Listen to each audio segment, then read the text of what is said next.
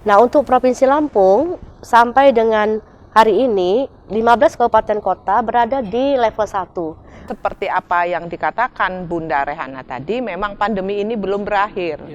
Tetapi saya lihat kalau misalkan di mall-mall kan kita masuk sekarang tetap masih pakai scanner masuk gitu kan. Justru kalau kita membaca tentang Perda itu, Perda nomor 3 tahun 2022, itu waktu itu kita menganggap yang namanya pandeminya itu sebentar. Jadi kalau menurut saya masyarakat tingkat disiplinnya bagus, Pak. Karena ini seberapa disiplin Pak Suparno kalau mengacu dengan seperti peraturan daerah tadi mengenai yang mengatur tentang kebiasaan baru itu? Sebenarnya kita bisa diukur tingkat kedisiplinan masyarakat ini dengan menurunnya, dengan melandainya tadi dikatakan sama Ibu Kadis, tingkat artinya COVID ya. Assalamualaikum warahmatullahi wabarakatuh. Selamat siang, salam sejahtera untuk kita semua. Tabik pun. Iya pun. Perlahan status pandemi COVID-19 sudah mulai berlalu. Badan Kesehatan Dunia atau WHO menyampaikan pandemi akan segera berakhir.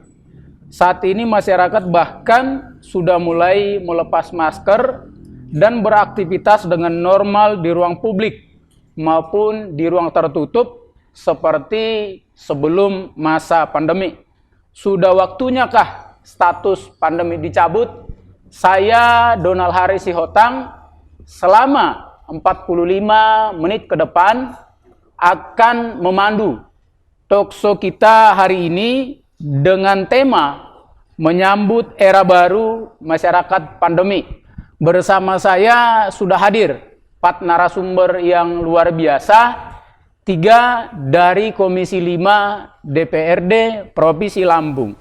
Narasumber yang pertama yaitu anggota Komisi 5 DPR, Bapak A.R. Suparno SE. Apa kabar Pak Suparno? Alhamdulillah sehat. Mungkin bisa disapa pemirsa kita Pak Suparno. Ya, selamat siang para pemirsa Siap. Kupas TV yang ada di Provinsi Lampung. Selamat berjumpa dengan kami. Assalamualaikum.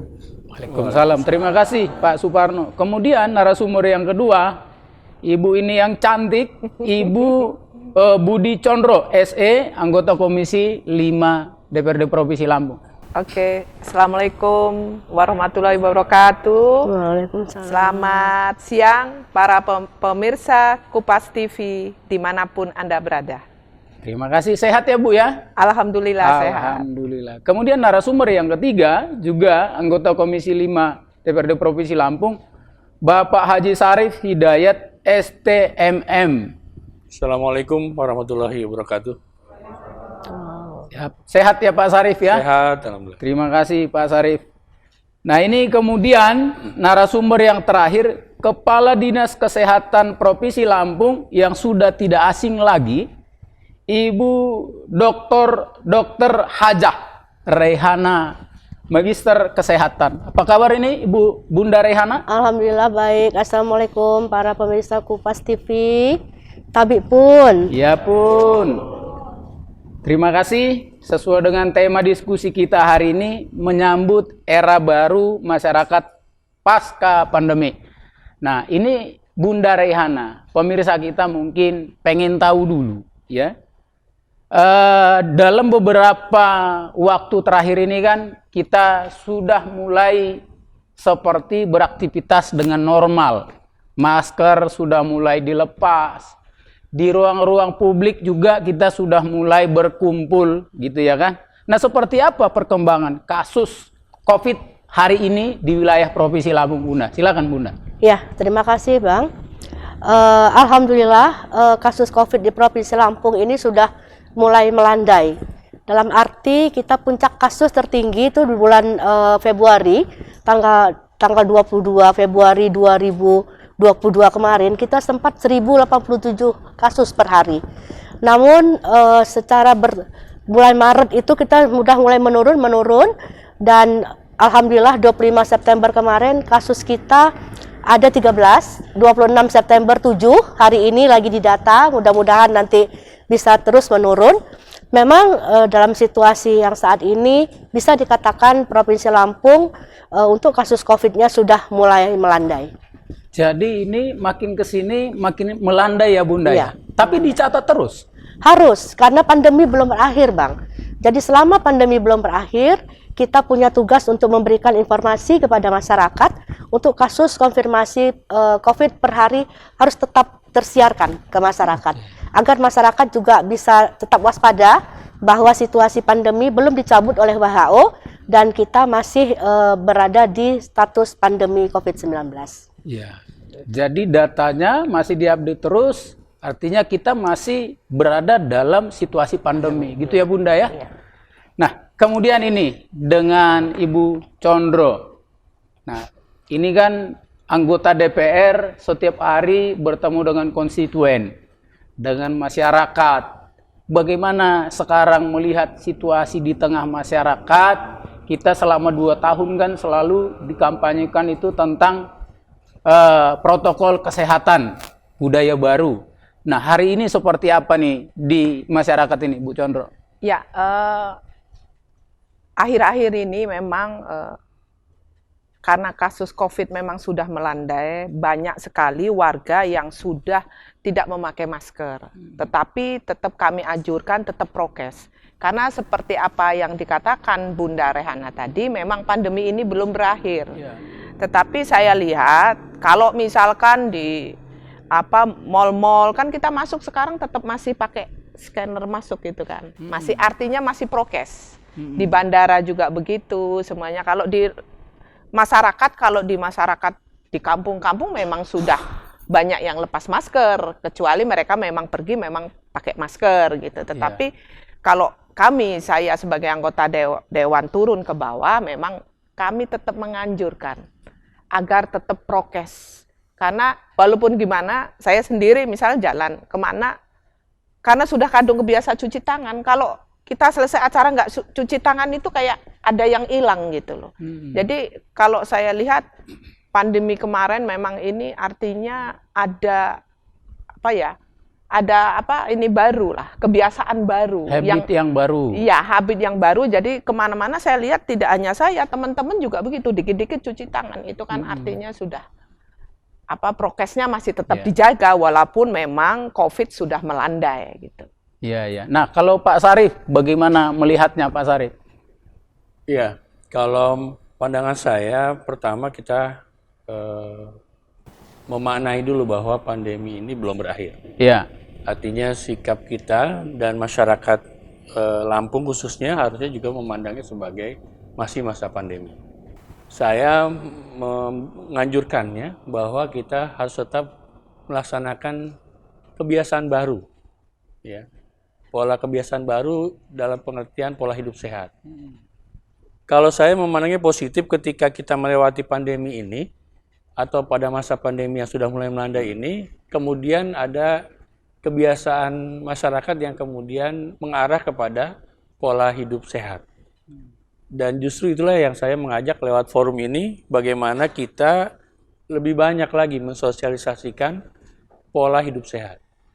Seperti kebiasaan seimbang dalam pola kehidupan, artinya asupan makanan yang bergizi, kemudian olahraga, kemudian ya kegiatan-kegiatan ketika mengurangi kegiatan-kegiatan bersama, dan kemudian menjaga interaksi, ya, seperti kebiasaan-kebiasaan, kalau mohon maaf kalau di anak-anak kita misalkan gitu ya, biasa pakai bersama gitu ya, itu kan harusnya senantiasa kita dorong untuk tidak melakukan kegiatan-kegiatan seperti itu. Sama satu piring gitu ya, Pak. Iya, pola-pola hidup sehat itulah yang harusnya bisa kita hasilkan dari pasca kita melewati pandemi atau menghadapi pandemi yang semakin melandai ini. Kalau Pak Sarif melihat hari ini, bagaimana kedisiplinan masyarakat untuk menerapkan protokol kesehatan yang sekian hampir 2 tahun lebih selalu dikampanyekan oleh pemerintah, seperti seumpama menggunakan masker, mencuci tangan, kemudian tidak berkerumun. Hari ini memang kan sudah ada pelonggaran kalau di outdoor, Presiden juga sudah bilang boleh lepas masker gitu ya kan. Tapi dengan kebiasaan-kebiasaan baru, contoh seperti mencuci tangan, kemudian menggunakan masker di ruang tertutup, apakah masyarakat kita masih disiplin kalau dari pandangan Pak Sarip? Saya mengajaknya untuk kita tetap mengedukasi ya, memberikan pemahaman kepada masyarakat bahwa kebiasaan itu harus tumbuh. Kalau kita melihatnya justru khawatir gitu ya, secara kenegaraan atau bahkan tadi dunia, WHO kan belum mengangkat pandemi ini. Belum mencabut. Belum mencabut pandemi ini. Begitu juga sebetulnya negara kita, masih ada yang namanya pembatasan kegiatan masyarakat. Iya. Ya, kalau di Jakarta bahkan kemarin sempat masih level 2 gitu. Artinya sebetulnya ini mesti disampaikan kepada masyarakat bahwa ini belum berakhir. Prokes harus tetap dikedepankan gitu. Ya, bahwa kita harusnya tetap memakai masker ketika berada di ruangan tertutup, ketika berinteraksi dengan orang lain, ketika kita mungkin juga dalam kondisi yang kurang fit, gitu ya, itu harusnya juga tetap kita terapkan. Begitu juga kebiasaan-kebiasaan yang lain. Jadi jangan menganggap udah selesai nih Jangan pandemi sampai gitu ya. Kalau Pak Suparno gimana ngelihatnya? Kalau menurut saya Pak, karena memang pemerintah bersama DPR juga telah membuat Perda Nomor 3 2020 tentang adaptasi kebiasaan baru. Nah, kalau saya melihat bahwa disiplin masyarakat, khususnya Lampung, masih bagus Pak. Kita melihat tadi dikatakan di swalayan, di pasar-pasar tradisional, mereka menyiapkan apa yang namanya protokol kesehatan. Itu tetap dilaksanakan. Memang ada beberapa orang, tapi ini biasanya agak di luar kota, tapi khusus di perkotaan mereka. Jadi kalau kita, cuma masyarakat, cuma diri saya juga kan, kalau tidak memakai masker sepertinya ada yang kurang. Ini memang sesuatu yang sudah sebagai keharusan. Kan?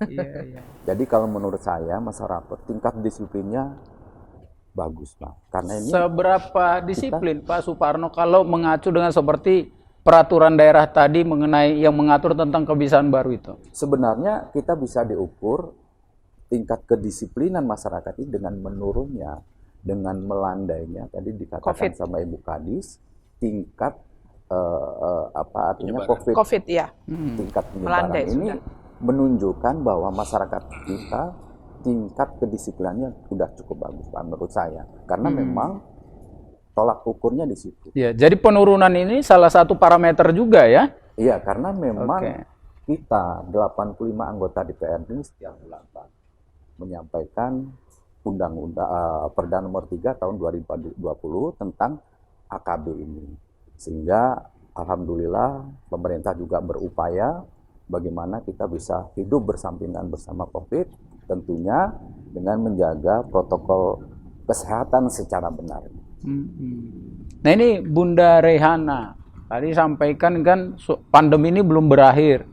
Kita ini kan masih ada level-levelnya, ada level 1, level 2, aturan-aturannya gitu kan. Sekarang di Provinsi Lampung ini seperti apa Bunda Rehana? Termasuk levelnya itu apakah semua ini sudah sama, kita semua sudah hijau, atau seperti apa Bunda? Iya. Setiap 2 minggu itu pemerintah pusat dalam hal ini Kementerian Dalam Negeri melakukan penilaian yang namanya PPKM, pembatasan pergerakan kegiatan masyarakat. Nah untuk Provinsi Lampung sampai dengan hari ini 15 kabupaten kota berada di level 1. Dalam arti level 1 itu kegiatan masyarakat bisa dilakukan secara seperti biasa tapi dengan protokol kesehatan tentunya.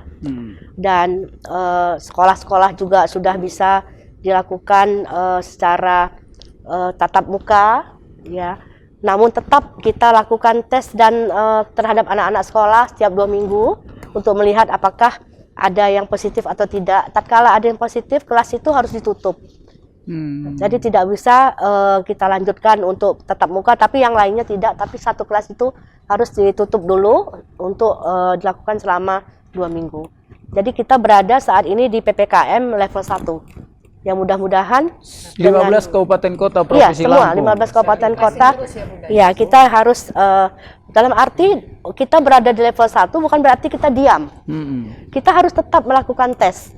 Ya, karena penilaian PPKM pun dilihat dari jumlah testing yang kita lakukan setiap hari. Iya. Seandainya kita tidak melakukan testing, itu bisa juga PPKM kita naik nanti levelnya, nggak level 1 lagi, bisa level 2. Mungkin ada beberapa daerah tidak melakukan testing lagi, menganggap ini sudah biasa, sudah landai. Kita tidak, makanya kita tidak berhenti, kita harus terus melakukan. Jadi masih ya Bunda ya? Masih terus. Karena melakukan anggapan tes. orang, kayaknya nggak diupdate lagi data ini. Ya, harus. Kita takut nanti. Tanggung jawabnya Kupas TV ini untuk menyampaikan Iya. informasi ini. Tetap Harus dipantau tetap terus. dipantau. Iya.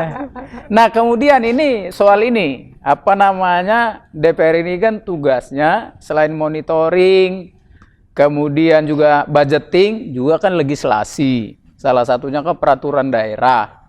Dulu peraturan daerah yang disampaikan Pak Suparno itu kan dibuat ketika memang pandemi ini masih menyeramkan, masih tinggi. Betul. Nah, dengan situasi yang sekarang sudah ada pelonggaran, masih efektif nggak kira-kira Perda itu atau perlu dirubah, Bu Condro? Kalau saya rasa karena ini memang COVID ini baru melandai ya, belum Iya. hilang ya.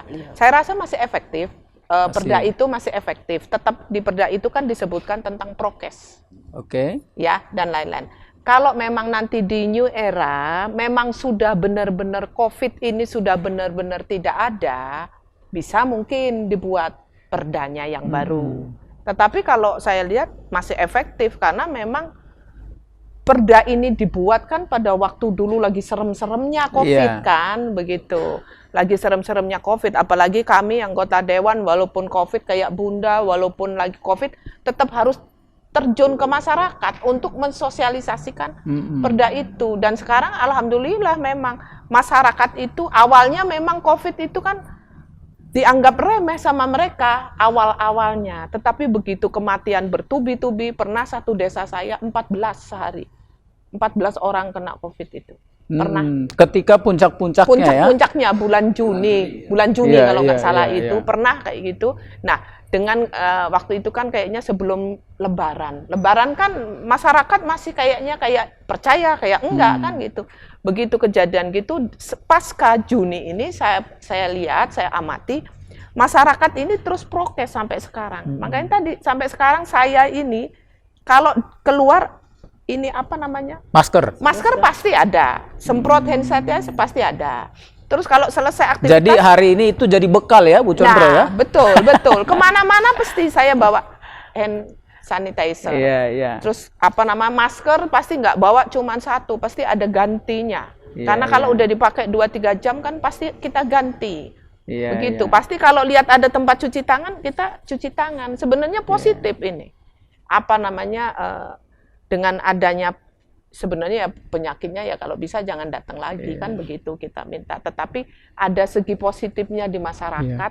Prokes ini masih tetap berjalan walaupun COVID sudah melandai. Ini sekarang kita nggak usah jauh-jauh ini. Audien ini kan pasti, nah banyak yang pakai masker daripada yang tidak kan. Artinya kesadaran itu masih sudah tumbuh. Gitu. Iya. Sudah menjadi habit baru, Ya, kebiasaan betul, baru ya. betul. Tapi Kebiasaan ngomong-ngomong baru. Bu Condro, kalau ketemu sama orang sekarang salaman ragu-ragu nggak? Sudah enggak sih? Oh, udah nggak. Memang saya kalau salaman sama teman karena kami di provinsi memang kan turun terus ya, ada Iya. Sosper, ada WPK. Memang salaman, tetapi habis itu saya cepet-cepet semprot lagi. Habis semprot cuci Itulah tangan, kebiasaan gitu. baru itu gitu ya. Betul. Nah, kalau Pak Sarip tadi bicara tentang regulasi peraturan daerah itu, pandangan dari Pak Sarip sendiri, apakah memang kita perlu ada penguatan lagi, aturan baru lagi ya di masa pelonggaran hari ini, atau masih efektif dengan perda yang sebelumnya? Ya, justru kalau kita membaca tentang perda itu, Perda nomor 3 tahun 2022, itu waktu itu kita menganggap yang namanya pandeminya itu sebentar. Iya. Ini saya sampaikan begitu karena saya ikut terlibat dalam pembahasan. Iya. Jadi kita menganggap itu sebentar. Jadi isinya itu lebih kepada, makanya judulnya adaptasi kebiasaan baru. Iya. Jadi seolah-olah kemudian sudah lewat pandeminya itu, kemudian masyarakat sekarang diminta untuk punya pola hidup sehat.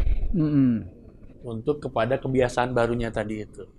Artinya kalau hemat saya dengan konteksnya itu, muatannya dan sebagainya, itu justru sekarang lebih pas untuk diterapkan. Ketika pandemi ini sudah mulai melandai. Iya. Gitu. Jadi justru yang harusnya diindikan sekarang lebih banyak, tetap mensosialisasikan perda itu. Jadi masih efektif Masih ya? efektif, sangat Iya. efektif. Karena memang dia apa namanya itu mengatur tentang habit kebiasaan baru gitu ya. Tinggal memang kita dalam konteksnya waktu itu kan penerapan. Bagaimana aparat pemerintah ini kemudian mengajak masyarakat untuk mau menerapkan itu. Misalkan kita membatasi kegiatan di luar. Kan dalam rangka kepentingannya untuk bagaimana biar supaya mengurangi interaksi orang di luar.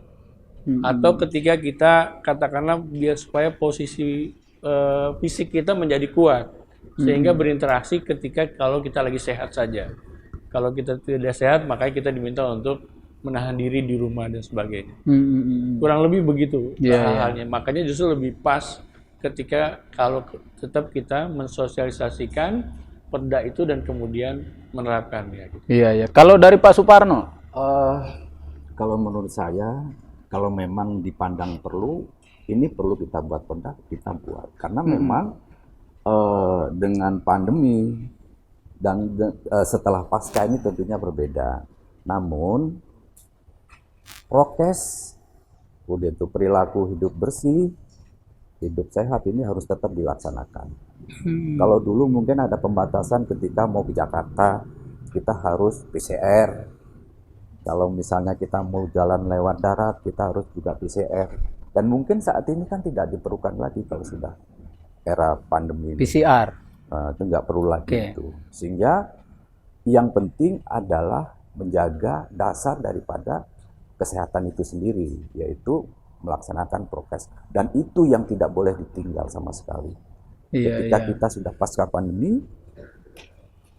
artinya pencegahan dasar daripada COVID ini adalah prokes. Nah, itu yang harus kita ini. Kalau memang perlu dibantu dengan perda nantinya, karena ini memang eranya sudah berbeda sebenarnya.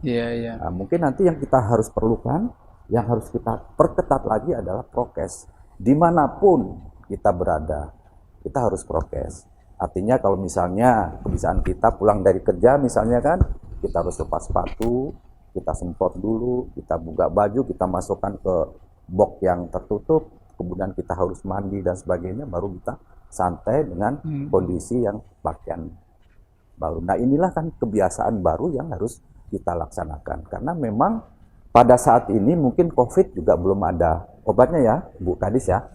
Pada saat ini mungkin belum ada, hanya adanya pencegahan. Nah kalau memang ini butuh perda yang sebagai penguat, ya saya rasa tidak masalah. Kalau memang ini butuh.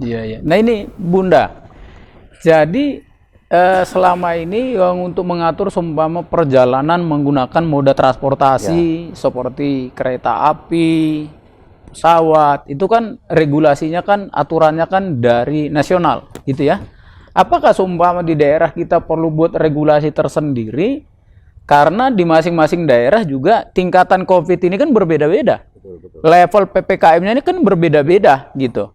Yang lebih efektif, apakah memang tetap mengikuti regulasi nasional atau di daerah perlu dibuatkan regulasi sendiri, Bunda? Ya, kalau untuk moda transportasi itu kita sebaiknya memakai yang nasional.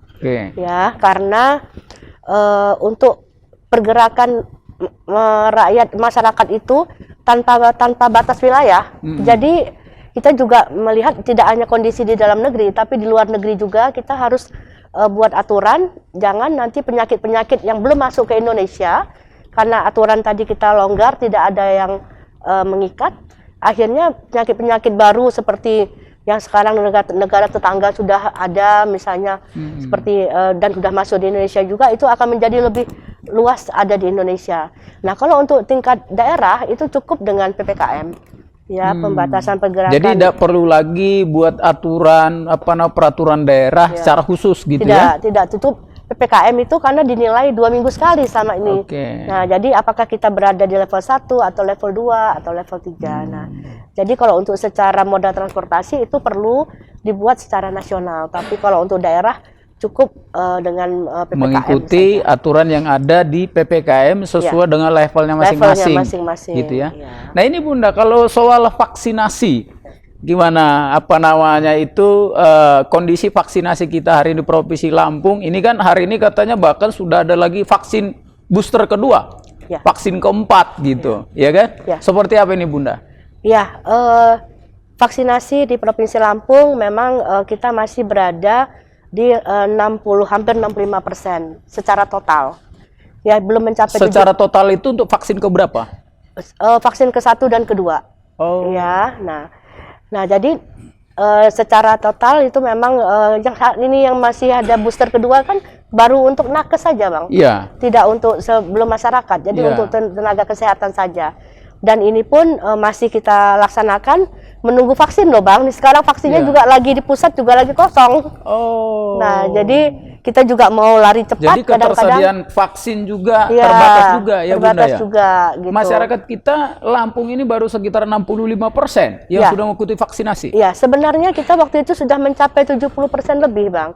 Kok bisa turun, Bunda? Iya, karena ada perubahan sasaran. Oh. Jadi perubahan sasaran itu tidak hanya di Lampung, di seluruh Indonesia.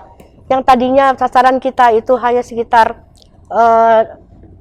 64.000, jadi tambah 1 juta lagi anak-anak. Jadi oleh karena itu pembaginya menjadi lebih besar, akhirnya cakupan kita menurun. Iya. Nah, jadi tidak hanya kita, tapi di seluruh Indonesia seperti itu. Iya. Nah, jadi untuk vaksin itu memang kita belum mencapai herd immunity.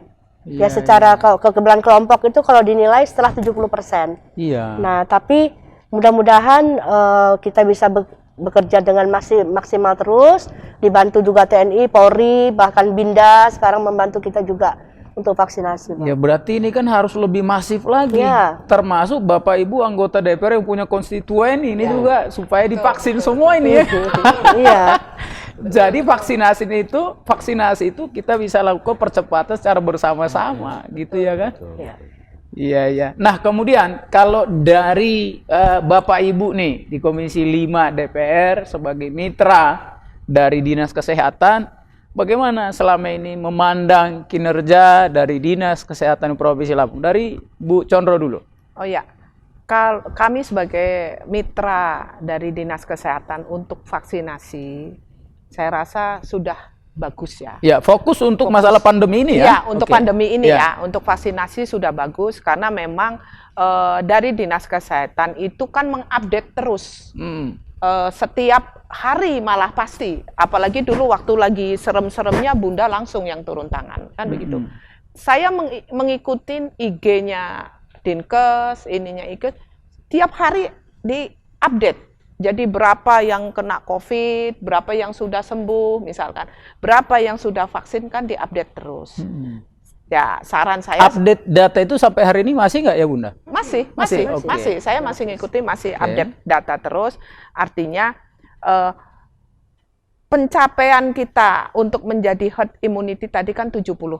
Jumlah penduduk. Walaupun kita di bawah 70%, tetapi kan kondisi di Lampung ini secara realnya sudah agak kembali ke normal. Belum normal ya, Iya. baru mendekati normal. Artinya memang vaksin itu sangat diperlukan sekali karena pada awal-awal vaksin terus terang kayak kami Komisi 5 apalagi Bunda Kesehatan itu nyuruh orang untuk vaksin kan susahnya setengah mati. Awal-awal pandemi. Kan begitu sudah divaksin karena waktu itu yang vaksin pertama berkurang, begitu vaksin kedua, begitu booster langsung kayaknya kalau saya amati langsung tajam benar turunnya. Begitu booster yang pertama. Saya berharap ini yang booster kedua agar segera, jadi agar kita memang benar-benar aman ya. Karena memang Lebih percaya diri ya Bu ya? ya betul. Karena dulu pada waktu masih saya vaksin kedua, apa pertama atau begitu nyampe rumah langsung mandi keramas, baju ini saya sampai mohon maaf beli mesin cuci sendiri khusus untuk baju yang dari luar. Nggak saya campur-campur, saking kadang parno kita kan.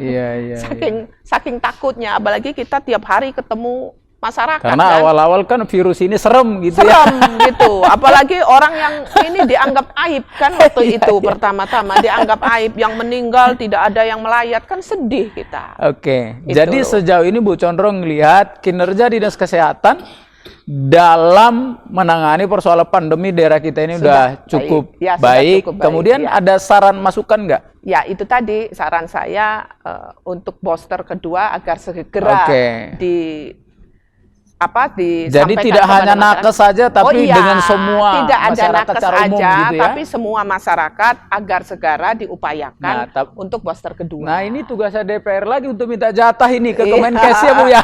Tempo hari memang kami dapat jatah, kayak kami dapat jatah dari pusat.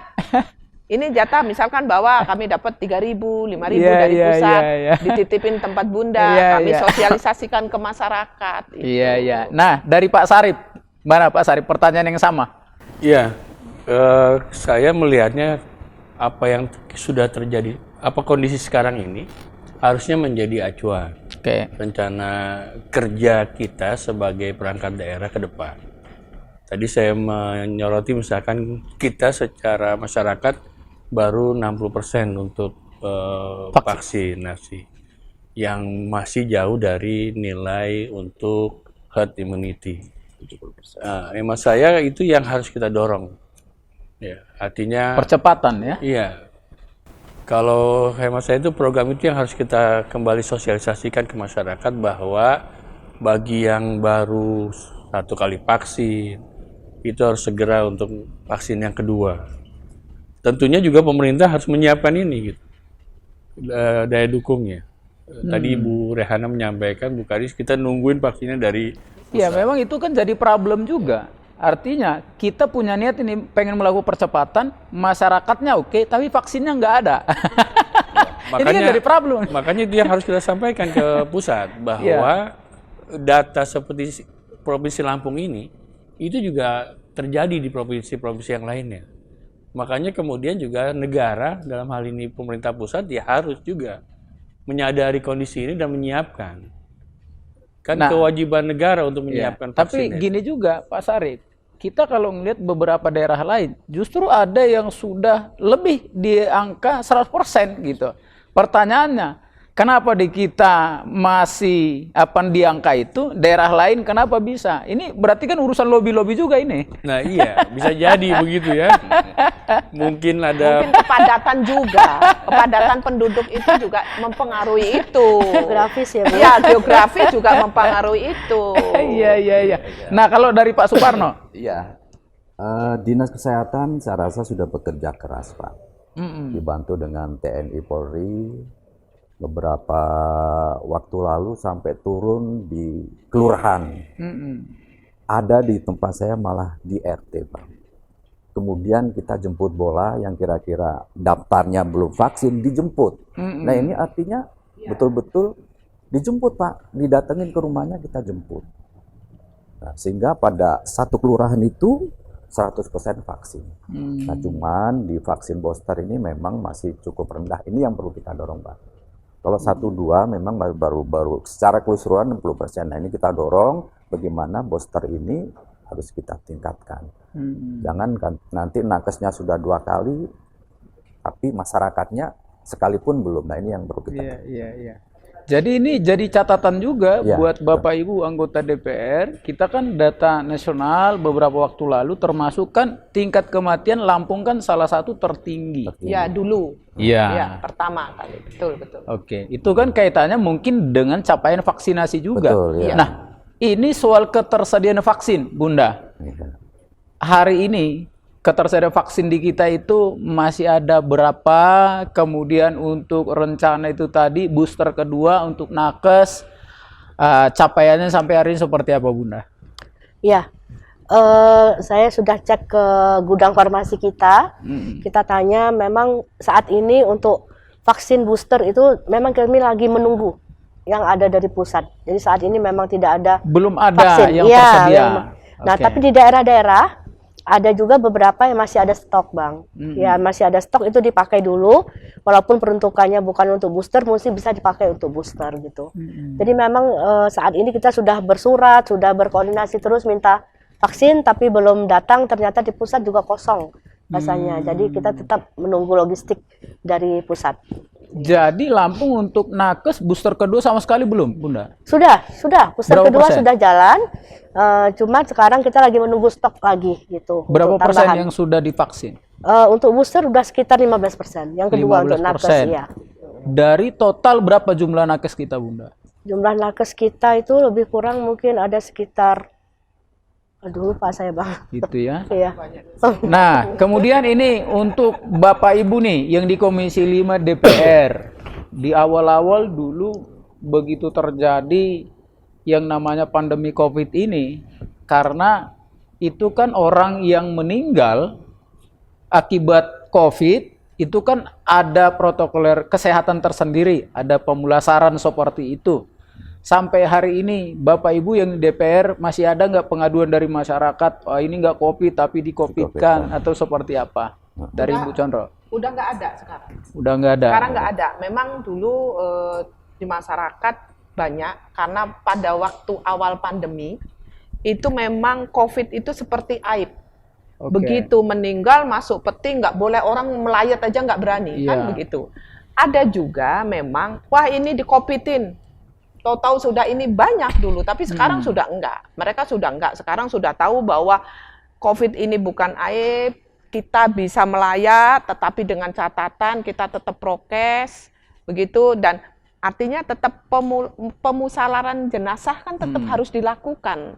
Kan begitu ya Bunda ya. Walaupun ini pandemi belum berakhir, kalau tetap COVID ya tetap harus pemulasaran jenazah itu. Iya, iya. Tetap harus dilakukan, itu penting, bahaya kalau enggak, kan gitu. Jangan sampai kita menganggap enteng, pandemi sudah melanda, laju yang kena COVID kita urus seperti orang yang sakit biasa, ya repot juga, nanti bisa kemana-mana gitu. Kalau Pak Sarip sendiri? Ya, kalau ada istilahnya itu kita akrab dengan COVID ya. Berdampingan dengan COVID. Iya. Jadi kalau sekarang setelah 2 tahun pandemi ini, masyarakat kita itu sudah tidak kaget lagi ketika ada yang katakanlah terdampak dan positif COVID gitu. Atau bahkan kemudian meninggal misalkan dalam posisi dia terpapar COVID. Positif COVID. Positif COVID gitu. Artinya kemudian interaksinya sudah bisa paham gitu ya, dengan memakai alat kesehatan ketika mereka ingin berinteraksi dan sebagainya. Secara sosial, saya lihat masyarakat sudah bisa menerima. Artinya kalau kemudian ada pengaduan, Tidak seperti dulu lagi tidak dijauhi sudah gitu ya? jauh.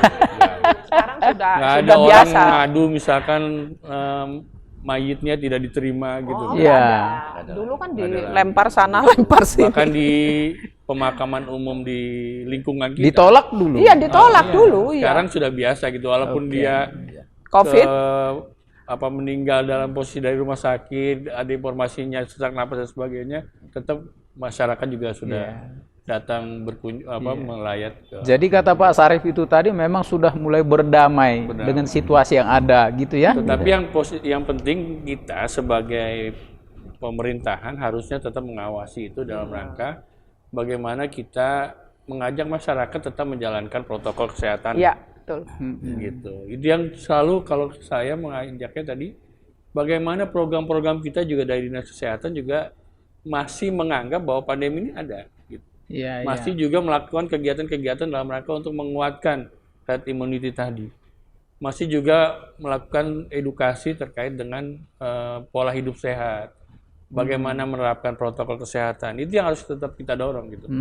Anggaran-anggaran kita juga kita dorong ke sana gitu. Iya, iya. Jangan sampai ini udah normal ini, nggak ada lagi aturan lagi gitu ya. Jangan kebobolan nanti. Iya. Nah, kalau dari Pak Suparno. Memang ada beberapa kasus ya yang terjadi. Ini dari rumah sakit biasanya mereka tidak mampir ke rumah dulu, Ibu. Jadi dari rumah sakit langsung dibawa ke pemakaman ya. Artinya tidak mampir dulu seperti kita. Namun masyarakat sudah nggak masalah itu. Biasanya kita ada 3 hari, ada 7 hari, itu udah seperti biasa. Nah, memang dari rumah sakit, kalau memang itu terbukti COVID itu juga nggak mampir ke rumah. Dan di pekuburan sendiri sudah seperti biasa lah, seperti halnya. Gitu. Sepertinya sudah nggak ada lagi penolakan-penolakan itu nggak ada lagi. Nah ini Bunda, masyarakat juga perlu tahu ya, Artinya aturan dengan pelonggaran hari ini dengan COVID yang terus melandai, kalau orang pasien kemudian ada meninggal positif COVID, gitu ya, apakah penguburannya tetap masih menggunakan protokol kesehatan seperti pemulasaran itu tadi, ya kan? Atau ada kelonggaran-kelonggaran seperti apa, Bunda? Iya, selama pandemi belum dicabut oleh WHO, itu aturan tetap berjalan. Jadi pemulasaran tetap dilakukan di rumah sakit dengan tata cara untuk COVID, dan untuk penguburan juga demikian. Namun tadi karena melihat mungkin sudah mulai melandai, kita sudah mendapat vaksinasi, sudah merasa mungkin agak sedikit ada kekuatan di imunitas di tubuh kita. Nah itu kadang-kadang juga mereka ya berkunjung seperti biasa, tapi tetap dengan protokol kesehatan. Toh pemulasarannya sudah dilakukan. Pemulasaran itu kan juga ada tata cara yang sangat ketat untuk penderita COVID gitu. Jadi dengan lebih ke arah seakan-akan insya Allah akan menjadi endemi ini, mungkin sudah ada pelonggaran, namun tetap prokes harus dijaga. Iya. Jadi tetap ya, nggak boleh kemudian seperti tadi itu menganggap bahwasanya pandemi sudah berakhir, gitu ya Bunda ya? Bisa. Iya. Nah, di rumah sakit juga Bang, di rumah sakit juga kan ruang isolasi masih ada untuk masih. COVID. Iya, jadi pasien COVID tetap dirawat secara terpisah. Di ruang khusus. Iya. Jadi ya jujur harus kita akui, walaupun hari ini katanya masih masa pandemi, tapi masyarakat sudah menganggap ini endemik gitu. Ini sudah menjadi penyakit biasa, hendak semeneramkan dulu itu lagi. Maka kalaupun ada yang dikatakan seumpama meninggal karena positif COVID, yang lain juga sudah biasa. Udah banyak gitu. Nah kemudian ini Bunda, Organisasi Kesehatan Dunia WHO ini kan mengisyaratkan pandemi ini segera berakhir. Nah bagaimana kesiapan Provinsi Lampung sendiri dalam menyongsong era yang baru ini Bunda?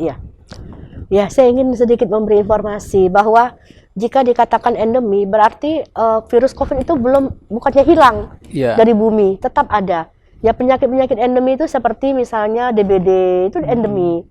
Ya jadi masih tetap ada. Nah kalau ditanya kesiapan Lampung, kita harus siap. Ya tentu saja pemerintah sudah menyiapkan dengan regulasi-regulasi yang ada.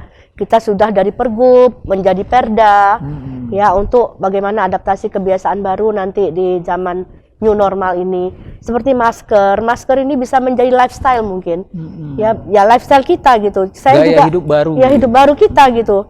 Ya saya secara pribadi juga rasanya kalau keluar rumah tidak memakai masker itu juga rasanya ya kadang kurang Bang. Ya tapi begitu nanti ketemu teman kadang-kadang buka maskernya katanya nggak kelihatan cantik. Nah kadang-kadang begitu ya.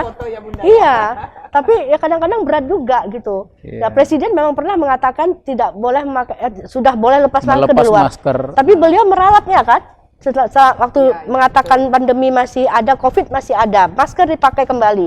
Nah itu kan menjadi suatu hal yang harus kita ikuti. Jadi Lampung harus siap dengan tatkala nanti WHO mengatakan ini sudah endemi, kita sudah siap regulasi-regulasi juga yang sudah kita buat di Lampung ini, dan kita terus mengajak masyarakat untuk mengikuti prokes. Ya jadi ada situasi-situasi tertentu misalnya ada kumpulan orang banyak ya tetap prokes itu harus dijaga itu dengan ketat. Nah ini kaitan dengan regulasi berarti urusannya kan DPR juga ini Bunda. Apa kira-kira yang ingin disampaikan dengan DPR khusus di Komisi 5 dalam rangka kita menyongsong new normal ini Bunda? Gimana Bang? Apa kira-kira yang ingin diharapkan, ingin disampaikan dengan Komisi 5 DPRD Provinsi Lampung dalam rangka menyongsong new normal ini? Ya kita berharap Komisi 5 tentu menjadi mitra kita yang alhamdulillah selama ini kita selalu bergandengan tangan ini ya Bapak dan Ibu untuk memberikan yang terbaik lah dalam pelayanan kesehatan. Ada titipan khusus nggak seumpama kita butuh nih aturan begini gitu Bunda? Ya seperti kata Bapak dan Ibu tadi bahwa kita sudah ada Perda nomor 3 dan itu adaptasi kebiasaan baru di era new normal. Sebenarnya dari jauh hari itu kita sudah mempersiapkan gitu untuk bagaimana kita hidup nanti pada era new normal. Karena dengan perda itu juga kita juga tidak bisa membatasi 100% orang tidak keluar rumah. Ya, terus orang tidak berjualan tidak bisa dibatasi karena ada pandemi itu. Nah, makanya dibuat peraturan agar bagaimana caranya kehidupan tetap bisa berjalan, tapi dengan adaptasi-adaptasi yang dilakukan sesuai dengan zamannya. Jadi sebenarnya ekonomi tetap tumbuh, tapi juga kesehatan juga Tetap harus diperhatikan juga sesuai dengan protokol arahan dari pemerintah lah, gitu ya Bunda ya. Semua kegiatan ini tidak terlepas dari dukungan DPR. Salah satu tugasnya adalah budgeting, soal anggaran. Nah, ini seperti apa? Silakan dari Bu Condro dulu. Oke. Untuk new era untuk COVID ini ya memang kemarin COVID 10% kan dari anggaran Dinkes ya untuk COVID. Saya rasa kalau sekarang ini sudah melandai ya harus dikurangin, jangan 10% lah untuk COVID. Bisa dipakai untuk yang lain kan. Ini kan sudah melandai. Artinya COVID sudah melandai, kalau kemarin 10%, ya sekarang kalau bisa dikurangin agar dana itu bisa dipakai untuk yang lainnya. Malah dikurangi gitu ya Bu ya? Saya bilang. Karena memang kan sudah melandai. Penanggulangan COVID-nya yang dikurangi. Porsi bukan, anggarannya ditambah ya, gitu ya Bu Condro? Artinya begitu, bukan berarti anggarannya dikurangi, tidak. Porsi, aman Bunda. Ya. Pak Sarif, silakan Pak Sarif. Porsi untuk COVID-nya. Saya sepakat dengan Pak Nopi tadi. Kalau yang disampaikan Pak Nopi tadi betul bahwa selama ini postur anggaran kita di kesehatan sebetulnya sudah memenuhi standar minimum 10% dari APBD secara keseluruhan. Cuma tadi beliau sampaikan aspeknya banyak kuratif atau penanggulangan ya istilahnya gitu. Jadi artinya yang bahkan lebih spesifik kita katakan aspeknya itu untuk membiayai PBI. Begitu ya Pak Nopi ya. Nah, ketika kita yang promotif dan preventif ini yang sangat kurang, Pak. Nah, saya mengajak lewat forum ini bagaimana kemudian rencana kerja perangkat daerah dalam hal ini Dinas Kesehatan itu justru menawarkan aspek-aspek yang promotif dan preventif. Itu yang tadi kita katakan bahwa penyadaran kepada masyarakat ini harusnya mendapatkan porsi yang besar. Kalau masyarakat ini pola hidup sehatnya itu semakin dominan, saya mungkin aspek kesehatannya pasti lebih sedikit yang sakit gitu ya Bu ya. Kan begitu ya, kalau kita sampai kepada masyarakat bahwa pola hidup sehat itu sampai. Begitu juga dengan ketika kita mencegah ya bagaimana kegiatan-kegiatan yang tadinya di masyarakat itu selalu dikontrol dalam aspek-aspek kebersihannya, sehingga kemudian itu bisa menjadi kegiatan-kegiatan yang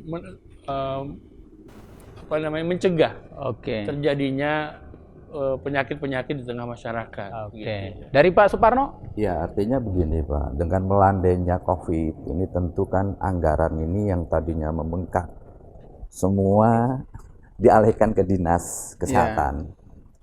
Ini nantinya tetap akan kita pertahankan, namun bagaimana kita bagaimana menyehatkan masyarakat, menyadarkan masyarakat lagi. Nah, kegiatan program tentunya dari dinas apa yang kira-kira nanti, ini kita di anggaran mungkin nantinya akan bisa dukung. Jadi itu Pak Nopri, DPR pasti mensupport sepanjang dinas bisa meyakinkan bahwasanya anggaran ini memang prioritas.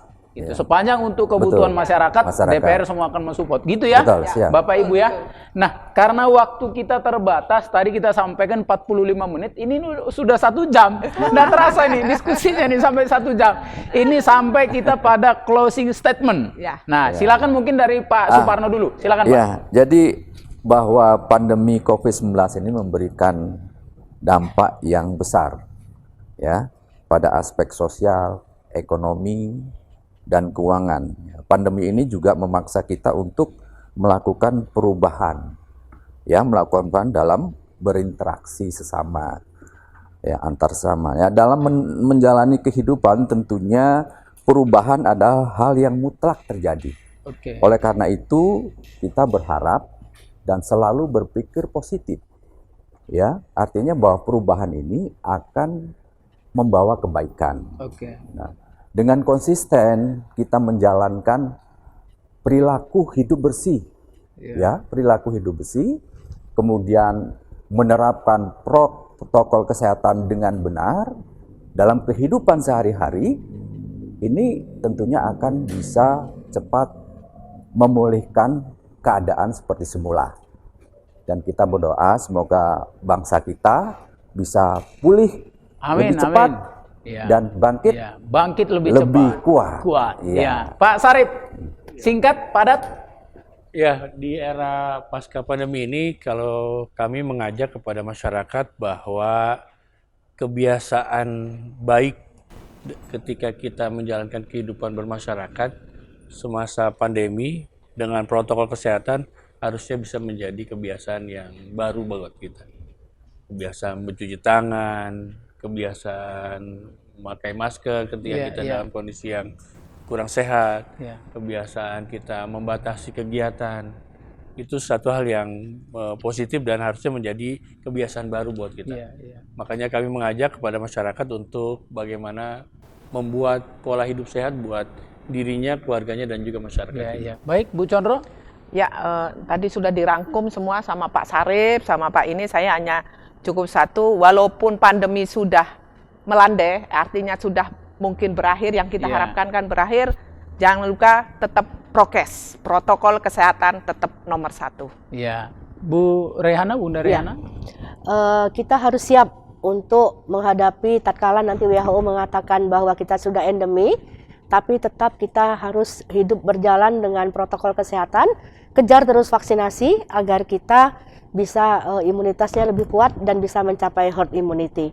Demikian yang saya sampaikan. Baik, terima kasih 4 narasumber saya yang luar biasa atas bincang-bincang yang luar biasa. Pemirsa Kupas Televisi dimanapun berada, semoga diskusi kita hari ini, talkshow kita hari ini, Dinas Kesehatan bersama Komisi 5 DPR Provinsi Lampung, kita pahami bahwasanya pandemi belum berlalu. Pandemi belum berlalu, masih ada bersama-sama dengan kita. Untuk itu kita harus terus disiplin menerapkan protokol kesehatan sehingga kita bisa menyambut era baru dengan suasana yang lebih baik lagi. Untuk itu kepada semua masyarakat supaya ekonomi tetap tumbuh dan berkembang, kita harus terus menerapkan protokol kesehatan secara baik. Saya Donald Haris Sihotang pamit undur diri. Kita ketemu lagi di talkshow berikutnya dengan narasumber baru dan tentunya yang luar biasa. Sekian dan terima kasih.